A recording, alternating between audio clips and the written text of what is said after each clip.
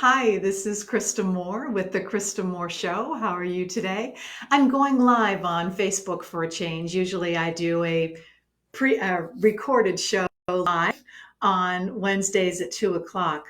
I like to interview people that can share their stories, give us insights on ways that we could improve our health, our wellness, and our business success. I'm going to share a story with you today because so many of my clients have been saying that they feel stuck or just not motivated.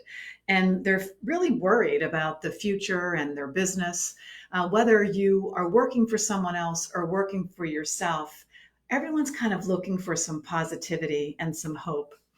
Something that I had learned a while ago is that if we can take the time, kind of get quiet, and reflect on our past and our experiences, that there are lessons learned from our history and from our life journey that can be applied today that can help us find that hope.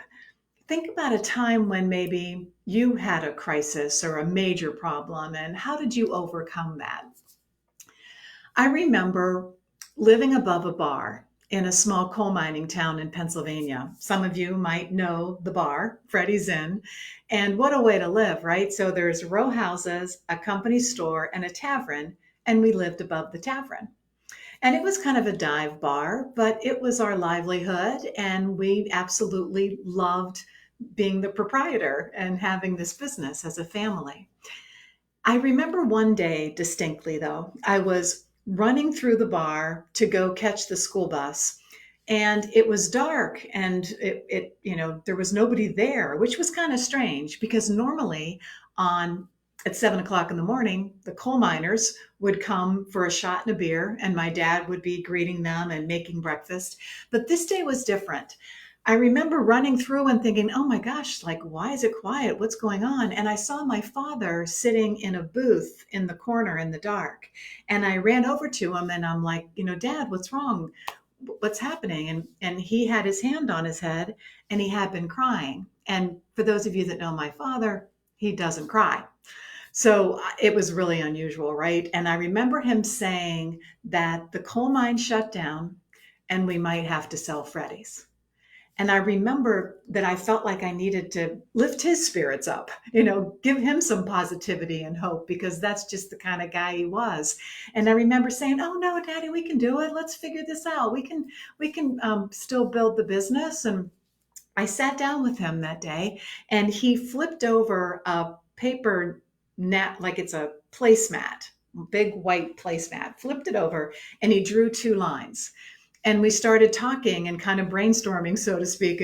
The first column was we wrote down all these ideas on, well, what can we do to make sure that we get new customers coming in to the bar? And the second line are all the ideas of what can we do to sell them more food or have them stay longer so that they spend more money once they're here. And then the third line we wrote down, well, what can we do to make sure that when they leave, they tell all their friends and family how great it was and that they come back. And I remember kind of as I reflect on that, I was pretty young at the time, but that was a really creative and strategic thing to do. And actually, a couple of weeks later, we had jazz music in the background at Freddy's Inn, in the back room, and that never played at Freddy's. And so we started getting clientele from other parts of the city that never came to visit our restaurant before. And then we started playing all different types of genres and music to attract a variety of people. Eventually, we started delivering pizza to the local university, and this is way before Domino's even thought about delivering. I'm not even sure they were in business then. Between people standing in line for pizza and delivering to the university, we would sell over 300 pizzas a night. And then I remember he eventually built a reception hall that sat over 300 people, and it became one of the most popular wedding venues in Western Pennsylvania. And I tell that story because it was at a time when we didn't have hope and we were thinking we were going to have to go out of business. Our customers were having a hardship and that was going to affect our business as well. So, some lessons that I learned from growing up above a bar. Number one is don't give up. Understand what your customers and prospects' wants and needs are and what their circumstances are. And then, get creative and get strategic. That's exactly what we did. The second thing I learned is that you have to take care of your current customers, whether they can take care of themselves or not. I remember our regular clientele, the coal miners in that town, we still fed them. They still came to the bar. And we might have like ran a tab for them or started an account, or they just gave what they could.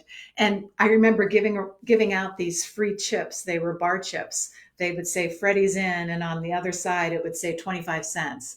And a draft was only a quarter then. So we were just giving away these free chips. Now, those people were loyal, right? When things did get better for them, they were able to still be a customer at Freddy's. And I'm sure they told their friends as well. And the third thing I learned is that people will drink when they have money or don't have money, or happy or sad.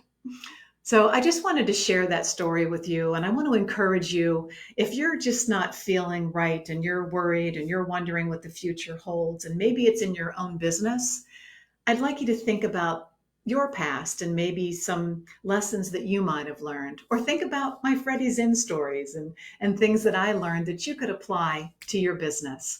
And I certainly hope that things start looking up for you and that you continue to find hope and positivity at this time. Take care.